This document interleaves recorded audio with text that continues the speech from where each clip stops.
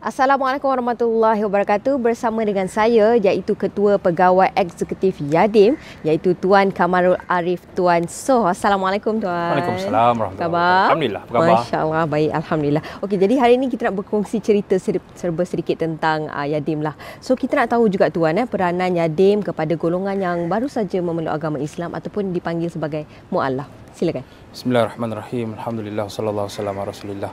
Kita Yadim, Yayasan Dakwah Islamiah Malaysia, ditubuhkan dari 1974. Fungsi memang telah dinyatakan bahawa fungsi Yadim untuk mengembangkan ajaran Islam tanpa mengira bangsa, tanpa mengira keturunan. Itulah fungsi Yadim yang ditubuhkan daripada dulu lagi. Jadi memang program-program yang kita diminta buat ni memang tak lari daripada kerja-kerja untuk memahamkan masyarakat terhadap ajaran Islam.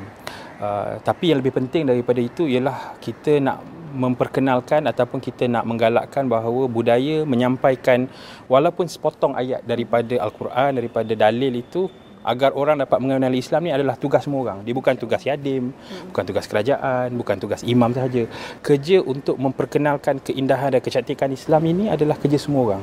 Dan Yadim nak mengambil ruang itu untuk bersama-sama menggalak dan membudayakan dakwah. Dakwah ni bukan pekerjaan. Dakwah ni bukan hobi. Dakwah ni adalah tanggungjawab. Dia adalah amanah yang Allah SWT bagi kepada setiap orang yang beragama Islam. So yang itulah program yang kita laksanakan, dan lapangan serta dada dakwah ni terlalu luas untuk diisi. Dan dia menyediakan ruang dakwah itu sama ada dalam bentuk pendidikan, sama ada dalam bentuk kerja kebajikan, sama ada dalam bentuk kerja-kerja infrastruktur dan juga kerja latihan dan pembangunan. Ini semua adalah tugas-tugas Yadim dan menyelaraskan NGO dan sebagainya. Untuk orang yang golongan baru ni, memang kami di Yadim ni jadikan sebahagian daripada salah satu kumpulan sasaran ataupun stakeholder kami sebenarnya. Mereka itu adalah klien dan juga customer kepada Yadim. So kita nak pastikan supaya kalau boleh mereka yang telah pun diberikan hidayah oleh Allah SWT, yang telah mendapat hadiah daripada Allah untuk kenal kepada Islam ni, mereka ni jangan dibiarkan. So itulah antara program yang Yadim sentiasa buat untuk menyantuni mereka, memastikan kita kekal bersama-sama dalam hidayah ni dan akhirnya dapat bersama-sama dengan mereka di syurga Allah nanti. Amin, amin ya rabbal alamin. Itu target kita Tuan, insya-Allah. Okey, dan kita faham juga banyak aktiviti yang dianjurkan oleh Yadim sendiri. Mungkin Tuan boleh kongsi antara aktiviti yang sedang dijalankan sekarang ni? Okey, macam saya sebut tadi, program Yadim kita tumpu kepada 3 perkara yang utama. Satu, kepada pendidikan. Pendidikan ini dia sama ada, kalau dalam dakwah kita kata dakwah bil lisan, maknanya dakwah secara kata-kata, secara penulisan. Itu adalah bidang dakwah yang biasa kita buat. Tazkirah di masjid, seminar di hotel, mesyuarat di bilik mesyuarat.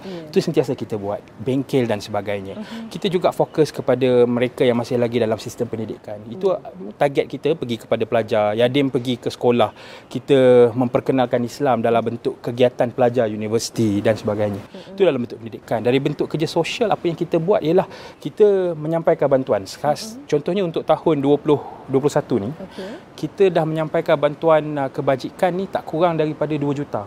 Bantuan kebajikan dalam bentuk barangan keperluan yang kita sampaikan kepada kumpulan asnaf, kumpulan B40 dan sebagainya, tanpa mengira bangsa. Sekali lagi saya sebut, yang belum menganut Islam. Sebab tu kami di Yadim ni kami cuba untuk membiasakan sebut bukan golongan non muslim, not yet muslim. Kita guna istilahnya tu, not yet muslim. Betul. Jadi kita menyampaikan bantuan, bagi bantuan kebajikan, keperluan kepada mereka. In fact kita sediakan juga program pembaik pulihan rumah melalui sukarelawan. Sebab Yadim ada di seluruh Malaysia 9,000 sukarelawan yang bergerak dengan macam-macam program, dan antara program yang kami perkenalkan adalah program pembaik pulihan rumah. Rumah-rumah asnaf. Jadi rumah asnaf ke, rumah B40 ke, rumah kumpulan yang baru memeluk agama Islam ke, kita pergi baiki. Buat secara bersama-sama, gotong royong, baiki rumah mereka. Kita buat di seluruh Malaysia. So itu juga antara program kita buat. Selain daripada itu, kerja-kerja sosial lain dengan NGO-NGO Islam. Kita tahu ramai kawan-kawan kita yang buat NGO, tapi yang penting ialah semua kena berpadu dalam satu saf. Penting untuk mengembangkan dan memperkenalkan Islam kepada semua orang. Betul. Yang penting itu Tuan kan, itu yang paling penting adalah untuk kita mengembangkan Islam dan supaya kita tukar mindset dakwah tu sendiri bagaimana kan sebenarnya. Okey. Dan yang terakhir sekali kita nak tahu jugalah peranan Yadim bersama dengan golongan mualaf ni kan, untuk kita pastikan bahawa mereka ni baru memeluk Islam, baru untuk memahami kan. Jadi untuk pastikan mereka tidak tersasar, ataupun kalau kita tengok banyak antara kes yang berlaku di mana mereka kurangnya ilmu, kurangnya pendekatan sebagainya kan. Dan peranan Yadim sendirilah untuk memastikan bahawa golongan ini dijaga dengan baik, insya-Allah. Moga sama-sama kita menuju syurga Allah. Ya, syurga Allah. Saya fikir begini, saya nak analogikan peranan untuk kita menyantuni kumpulan yang telah Allah beri hidayah dan hadiah ini, hadiah hidayah ini. Saya nak analogikan dengan proses kita memasarkan barangan dan mengeluarkan sesuatu produk. Islam ini satu produk yang Allah SWT berikan kepada kita semua, adalah produk yang terbaik kita yakini secara berimannya. Dan kita package-kan produk itu dalam package dan bungkusan yang cantik supaya ia dibeli oleh orang ramai. Agar orang tertarik dan orang suka nak membeli produk itu. Dan itu kerja kita semua. Ini kita panggil kerja dakwah. Tetapi tidak cukup sekadar orang membeli package barangan itu, after sale service itu juga penting. So after sale service, customer service kepada produk ini sangat dipentingkan. So Yadim cuba untuk menempati ruang dalam keseluruhan value chain itu, dalam keseluruhan rantaian nilai. Kita nak pastikan supaya produk ini dia kenali. Islam ini orang akan kenal dengan baik. Packagekan dengan rupa-rupa program dan package yang baik supaya orang tertarik nak mengenali dan orang tertarik nak join Islam, nak memeluk Islam. Tapi selepas daripada itu adalah bagaimana kita nak maintain. Ni after sale service. So kita perlu sediakan bimbingan kepada mereka. Ini Yadim nak bersama-sama dengan semua pihak yang ada. Kemudian selain daripada bimbingan, memberi support atau memberi sokongan dari sudut material dan juga fizikal. Sebab mereka yang masuk agama Islam ni, kita tahu cabaran yang mereka hadapi bukan sekadar fizikal. Mental, rohani juga mereka akan. Sebab latar belakang keluarga dan pelbagai. Ini juga perlu diberi sokongan. Bahkan Islam meletakkan mualaf sebagai salah satu daripada kumpulan yang wajib untuk disantuni dan menerima zakat.